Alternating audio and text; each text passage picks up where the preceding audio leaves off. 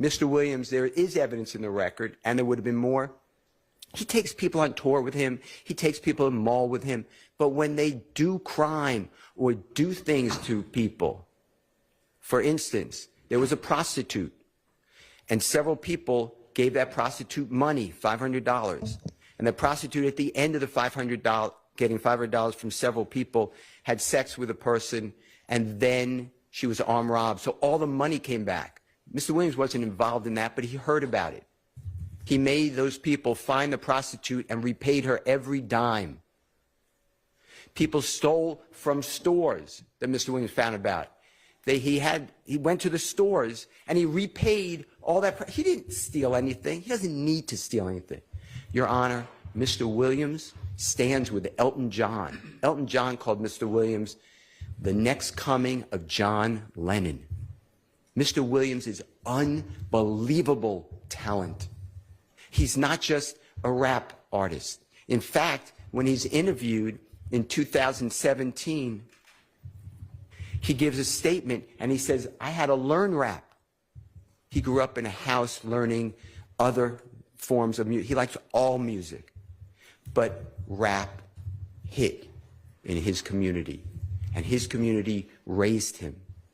They supported him. They came out to him. They made him get into establishments, and once the establishment saw all the people come out, he got more establishments. And then he went out of that little area in Atlanta to other parts of Georgia, and then to all the neighboring states and throughout our country, and he has performed on every continent but one. He has performed in front of, being the headliner, 300,000 people at one time. He has a real life and career. He is not the leader, and he is not worried about buying jewelry that is stolen.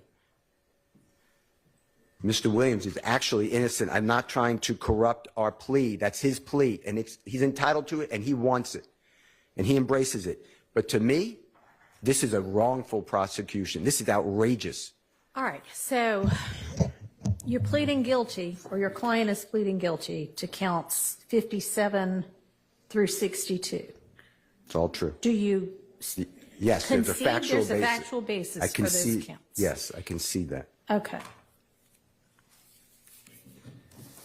All right, I didn't mean to interrupt you. No, it's fine. And, Your Honor, I'll answer any of your questions, but the point I'm trying to make is 45 years to serve 25 years in prison, when just this morning it was a probationary offer. It was a probationary offer. The state knows, but they want to control. They have this theory of music, and they want to stop Mr. Williams from making music, from entertaining, just stop his life. That's just not right. And it's wrong of the district attorney in Fulton County to do that. If they offer probation, then he's not a 45 to serve 25 years in custody type of person, and he's certainly not the person that the state has stated in front of the court. What we're asking, Your Honor, on count 1, which is the RICO count, to accept the nolo contendere plea. Please sentence Mr. Williams to 20 years to serve 5 years in prison commuted to time served. Mr. Williams has served, as I said, 22.5 years. On count 56, Your Honor, that's the leadership of a gang, nolo plea, 20 years to serve 5 years commuted to time served, consecutive to all other counts. On count 57, which is a gang count, Your Honor, not a leader, guilty plea, 20 years to serve 5 years commuted to time served, concurrent with count 1. With regard to count 58, which is possession of, I believe it is marijuana with intent to distribute, 10-year sentence on probation, concurrent with count 1.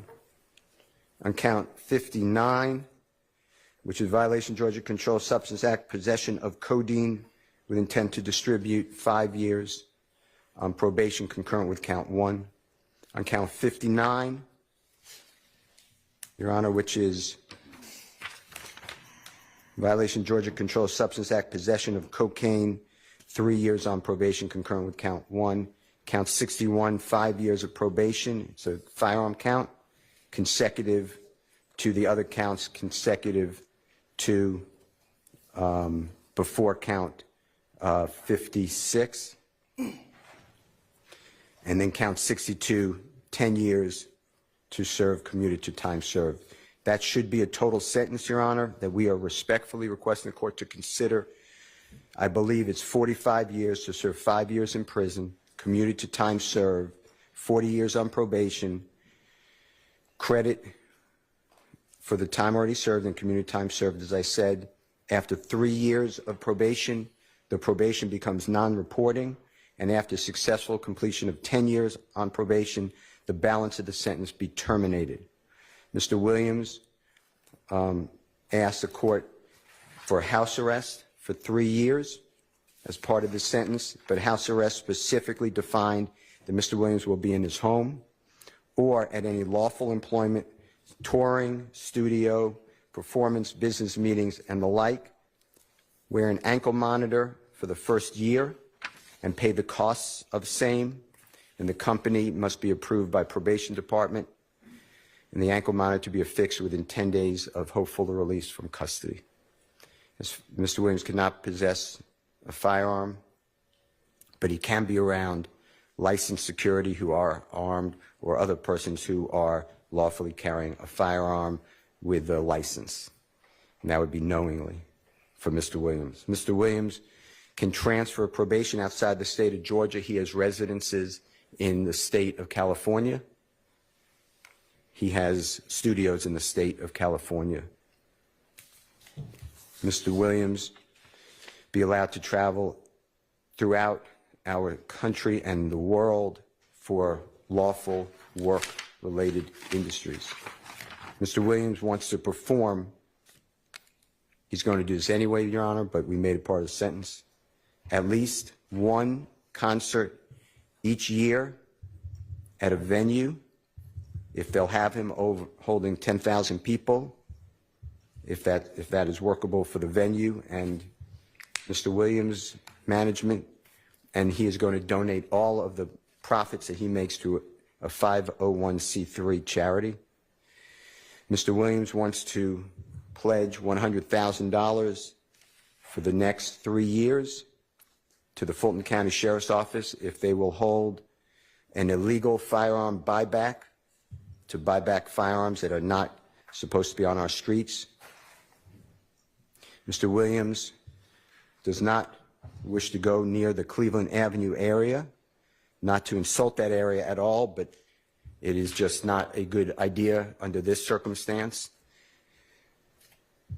And he can drive on the highway, but otherwise not come within 1 mile of the area that we call Cleveland Avenue, and we can give the exact dimensions of that area. Mr. Williams must perform 100 hours of community service per year for the next 3 years as designated by probation department. Mr. Williams can associate, and this was agreed to previously, with people who are convicted felon or alleged gang members solely for lawful purpose of making music. All right, I see Ms. Love shaking her head, and I think it's fair to establish that until the entirety of the negotiations were agreed to, it was all up in the air. Sure. That may have been something y'all had already hammered out, but it wasn't. It's not anything they're bound to. Absolutely. Fair. Okay. I agree with that. Mr. Williams can have no contact with any of the supposed victims, and there was an Exhibit A attached to the state's proposed plea agreement, negotiated plea agreement that was sent to you, so we adopt that Exhibit A, but we can give it to the court if you need those names. And Mr. Williams have no contact with any of the co-defendants in this indictment, with the exception of Mr. Quantavious Greer, that is his biological brother, as well as Mr. Sergio Kitchens. He's a phenomenal artist. He goes performer known as Gunna, G-U-N-N-A. Mr. Williams and Mr. Kitchens are contractually obligated, and they frequently perform music together. Your Honor, any other conditions that this honorable court deems appropriate, I want to thank the court for all of your time. Always, I want to thank Ms. Percival for everything she has done. I want to thank Mr. Williams for allowing me to stand with him. And I really never thought we would be here, but this is his decision. I want to thank the Honorable Keith Adams, who may want to speak, Your Honor, but I can never imagine a better lawyer than Keith Adams. Mr. Adams, do you want to add anything to the record? Your Honor, I don't know that there's really much to add. Mr. Steele has represented to the court, I think fully and thoroughly, the breadth of our knowledge of the case, Mr. Williams' background. I think the court has not just heard it from Mr. Steele, but has had the opportunity to sit here and hear some of the evidence and kind of get a feel. You've had a chance also to observe Mr. Williams and then get a feel for him, his background, and so forth. You know, the only thing I can say about Mr. Williams that hasn't been said is that he comes from an area. You might have heard throughout the course of the trial that there was an album, a concert tour. We came from nothing. And that is true. Mr. Williams came from, you know, I hate to use the word abject poverty, but that really is the case. Came from an area where there was a significant amount of crime, where, as you've heard, he's had tragedy in his life and has observed tragedy in his life, and he has gone through a good bit. He has been involved in a lot, but he has raised himself up. He has done the best he could and has done phenomenally well, and is, I think, an inspiration to a lot of people from that community who look to him and see the success that he has gained and have been fully supportive of him. But he finds himself here. He is in front of you. He is tendering this plea because he accepts responsibility. You have heard everything Mr. Steele has had to say. I can only ask that you follow what we have put before you. You also have, I believe, the paperwork that was given to you by the state, which kind of gives you some idea of what they were looking for as well in terms of conditions on Mr. Williams if we were to have reached some sort of agreement. And we ask that if you feel that there is anything within the state's proposal that might be appropriate in terms of the sentence for Mr. Williams, that the court please feel free to do that. There is nothing that he puts himself before the court. And I think 2.5 years sitting, going through this process, challenging the process, but now standing before you and asking that you consider everything and sentence him appropriately in the way that we've requested. I'd simply ask you, I join Mr. Steele and Mr. Williams in asking you to do the same. And I thank you as well, as Mr. Steele did, for your patience with us and for bringing some order to the proceedings that candidly was needed. So that's all I have to say. I thank you again, and I ask you to consider everything that's been put before you.